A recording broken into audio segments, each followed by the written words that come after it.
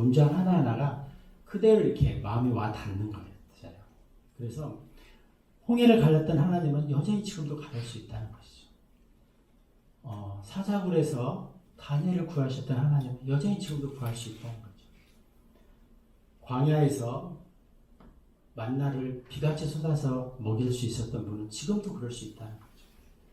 우리가 이런 말씀대로 그때는 특별하게 한때 그럴 수 있었구나 이렇게 생각할 수 있다는 거죠. 우리가 이 말씀의 진리를 하나하나 문자 그대로 단어 하나하나가 내 마음판에 새겨지지 않으면 우리는 신앙생활을 계속 모양은 낼 수 있고 피상적으로 할 수 있지만 그게 나의 능력으로 나타나기는 어려울 수 있다는 것입니다.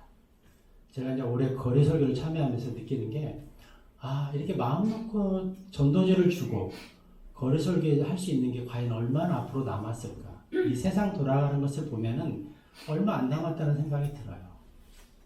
그 전도제 주면서 느끼는 게 모든 사람들이 그 전도제를 받아야 할 대상들의 대부분은 구원과는 거리가 멀게 살고 있다는 거예요. 어떻게 보면 한번 쉽게 표현하면 다 죽어있는 사람들이라는 거예요. 제가 나눠서 느끼는 게 이 초등학생들이 특히 더 안 받더라고요. 아예 앞에서 오면서 나 안 받으면 막 손살에 차서 막 즐기는 거예요, 이거를.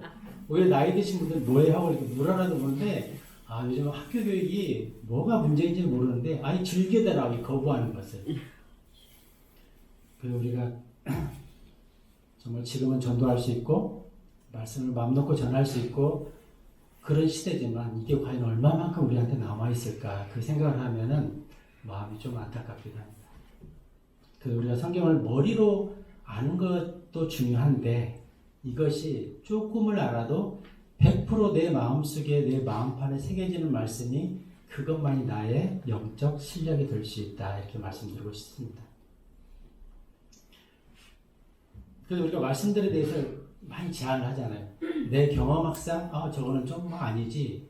내 지식으로 저거는 좀 그때나 있었을 수 있는 얘기지.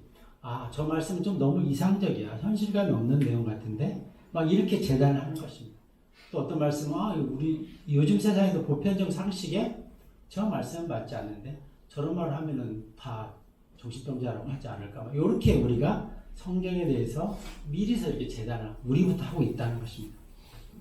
말씀을 단어 문장 이 성경이 그 요한복음 마지막 장 마지막 절에 보면 어떻게 말씀을 마무리하는 거냐.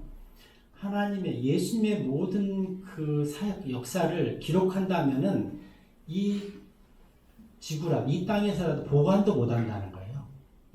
우리 이 지구상에 기록을 못한다는 게 아니라 이 땅에 그 말씀들을 보관도 못할 만큼 예수님의 사역이 많았다는 것이죠.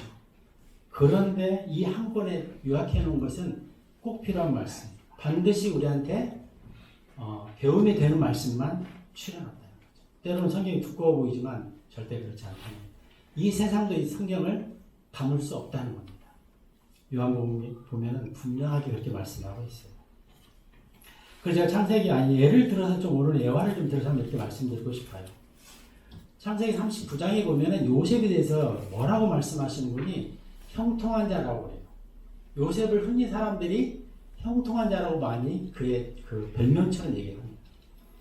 요셉은 절대로 그 인생에 들어가고 형통한 자가 아니었어요. 요셉은 형제들한테 배신을 당했죠. 그 다음에 말도 안 통하는 이집트의 노예로 팔려갔어요. 그 다음에 거기서 열심히 정말 최선을 다했는데 모함을 받아서 또 감옥 생활이에요. 요셉은 결코 형통한 사람이 아니에요. 근데 요셉이 형통했다고 할 때 그 형통의 단어를 쭉 한번 살펴보면 요셉이 오늘날 우리가 형통이라고 하면 뭐라고 생각하겠어요? 돈 잘 벌고 사업이 잘 되고 막 사회적 성공을 하고 시험만 보면 100점 많고 서울대도 갈 수 있으면 바로 가고 이런 거. 근데 요셉은 그렇지 않았어요. 인생 세상사로 보면 다 꼬여 있었어요. 오늘날 형제들한테 팔려간 사람 없잖아요. 근데 요셉이 형통했다고 하는 것은 하나님과 동행했다는 거. 그리고 하나님께 붙어 있었다는 거. 그것을 형통했다고 해요. 요셉이 노예로 있었던, 노예로 팔려갔던, 또 아니면 그 보디발의 아내한테 모함을 받아서 감옥에 갔던 요셉은 그래 이런 건 I don't care. 나는 이건 모르겠다 결과는. 나는 지금 당장 이 순간 하나님과 동행하겠다. 하나님의 뜻을 잘 모르겠지만 그냥 하나님의 말씀에 순종하며 살겠다. 이거를 형통했다고 하는 거라. 형통했다고 성경은 말하고 있습니다. 그 형통을 오해하면 안 돼요. 세상적인 말씀으로 받아들이면 안 된다는 거죠. 몇 구절만 더 생각해보면 마태복음 10장 28절에 이런 말씀이 있어요. 몸은 죽여도 혼을 능히 죽이지 못하는 자를 두려워하지 말라고 그랬어요. 그럼 우리가 이 말씀을 그래 몸은 죽여도 혼을 죽일 수 없는 거 우리가 두려워 안 하면 되지 이렇게 간단히 넘어갈 수 있어요. 근데 한번 우리가 좀 구체적으로 적용해보면 만약에 우리가 어떤 중병에 걸렸다고 치자고요. 내 몸이 중병에 걸렸지 내 혼이 걸린 거 아니잖아요. 영이나 혼이 걸린 거 아니잖아요. 그래서 이것 때문에 내가 난망할 필요가 없다는 것이죠. 만약에 내가 사업이 망했다고 치자고요. 내 몸이 망했지 내 영이나 혼이 망한 거 아니라는 거죠. 뭐 심지어 사업이 망해서 내가 노숙자가 됐다고 칩시다. 내 몸이 노숙자지 내 영이나 혼이 노숙자는 아니라는 것입니다. 또 반대로 생각해보면 몸이 대통령일 수 있고 몸이 재벌 2세일 수 있고 몸이 정말 잘생기고 목소리 좋아서 영화 배우일 수 있어요. 지가 몸이 대통령이고 재벌 2세지 지 혼이나 영이 대통령이고 재벌 2세는 아니라는 것이죠. 그래서 우리가 이 부분들에 대해서 이 말씀들을 하나하나 볼 때 조금 깊이 있게 적용할 필요가 있다는 것입니다. 그리고 마태복음 11장 26절에 보면 온 세상을 다 얻고도 내 혼을 잃으면 무슨 유익이 있냐고 말씀해요. 우리는 이 세상은 고사하고 지나가는 작은 빌딩 하나만 주면 난 다 바꿀 수 있다 이렇게 생각할 수 있어요. 그래서 만약에 우리가 같은 시간에 이렇게 칩시다. 한 혼에게 한 사람에게 복음을 전할 수 있는 기회가 있을 수 있고 그런데 또 그 시간대 공교롭게 어떤 유명인을 만나면 아니면 권능 있는 분이 나를 잠깐 만나자. 내가 너한테 이런 뭔가 혜택을 좀 주겠다 하면은 누구를 우리가 선택해 갈까요? 혼한테 복음을 전하러 갈까요? 아니면 그래 빨리 만나서 그 사람한테 뭔가를 얻고 다음에 혼한테 복음을 전하면 돼. 이렇게 할 수 있을까요? 저도 자신 없지만 우리가 만약에 이렇게 비교해 놓고 보면은 한 혼이 한 사람이 구원받게 하는 한 사람이 천하보다도 온 세상보다 귀하다는 것입니다. 우리가 이런 기준으로 세상을 판단할 수 있고 결정할 수 있다면 하나님이 이뻐하지 않을래야 안 할 수 없을 것입니다. 우리가 이 말씀들을 조금 역설적으로 생각해 보면요.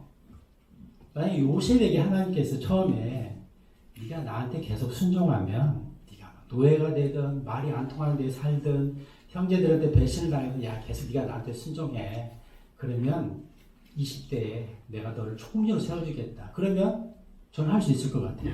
그래야 코 푹 숙이고 믿음으로 살 수 있을 것 같아요. 만약에 라합에게 야, 너 창녀로 세상에서 손가락질 받고 사는데 네가 나를 받아주면 내가 너를 살몬, 그 정탐꾼이죠. 살몬의 남 부인이 되고 또 그 예수님의 족보에도 올라가고 그래서 너를 유력한 사람으로 세워주겠다 하면은 라합은 그렇게 할 수 있을 것 같아요. 만약에 룻에게 야, 네가 아무리 이 집이 망하고 정말 더 이상 망할 수 없는 지방이라도 네가 이 길을 택해서 와라. 그러면 내가 너에게 보아스의 아내가 되게 해주고 너를 충분히 회복시켜서 네 이름이 대대손손 이어지게 해주겠다 하면은 충분히 할 수 있지 않을까요? 그렇지 않나요? 저는 할 수 있을 것 같아요. 그래서 우리가 사실 성경을 보다 보면은 요셉이나 라합이나 룻에게 약속하신 하나님의 그 약속 이상으로 우리한테 충분히 약속해주고 있다는 거예요. 우리가 그걸 몰라서 못하는 거예요. 우리는 세상이 더 화려하고 아름답고 좋아 보여서 못 보는 것 뿐이지 하나님께서는 충분히 그 이상의 그런 인물들 이상으로 충분히 우리에게 약속해주고